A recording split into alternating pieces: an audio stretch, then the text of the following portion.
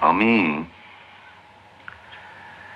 যে রিপোর্টটা পাঠিয়েছিলাম সেটা তুমি ছাপতে রাজি আছো? যদি আমি সেটা একটা প্রবন্ধের আকারে লিখে দিই। নিশ্চয়ই, নিশ্চয়ই। এটা খুব ভালো প্রস্তাব। তাহলে নেহাতি যদি নিশিত আমার পক্ষ না নেয়, তাহলে আমি আজই ওটা লিখে ফেলবো। রানু স্কুল থেকে এসে ওটা কপি করে দেবে। ওর হাতে লেখা খুব ভালো। আর আজই রাত্রিরে তোমাদের অফিসে গিয়ে আমি সেটা দিয়ে আসবো। Very good. আমি তাহলে এখন আসি। এসো। আমার মনে হয় না চিন্তার বিশেষ কোনো কারণ আছে। নমস্কার।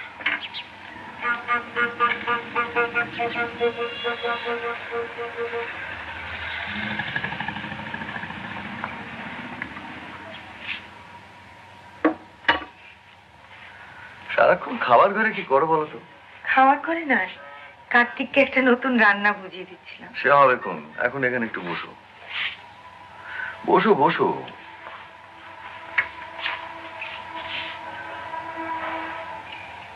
তুমি কি এত ভাবছো বলো তো? কাল রিপোর্টটা পাওয়ার পর থেকে মনটা বড় অস্থির লাগছে। সে তো বুঝতেই পারছি। আমারও কি কম ভাবনা হচ্ছে? তোমার উপরে কি চাপটা পড়বে সে তো জানি। একই তোমার খাটুনির শেষ নেই, তার উপর আবার এই। সেই জন্যই তো শিগগির একটা সুরাহা হওয়া দরকার। কিন্তু ঠাকুরপো যদি তোমার কথা না মানে? না, সেটা বিশ্বাস হয় না। সে তো আমারই মতো চণ্ডীপুরকে ভালোবাসে। এই দুর্দিনে সে আমার বিপক্ষে চলে যাবে? আমি ভাবছি ওর ঈর্ষার কথা।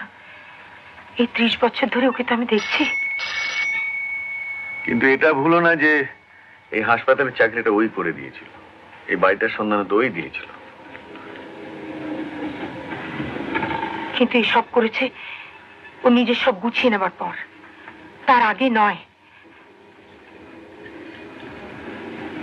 ও তোমার পক্ষে হলে আমি তো খুশি হতাম, কিন্তু কিন্তু কি? ও তোমার চেয়ে এত অন্যরকম। দুজনকে ভাই বলে।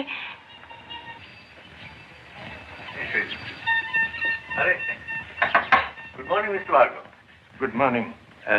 তোমার সঙ্গে তো মিস্টার ভার্গবের। হ্যাঁ হ্যাঁ, আপনারা চা খাবেন তো? No thanks.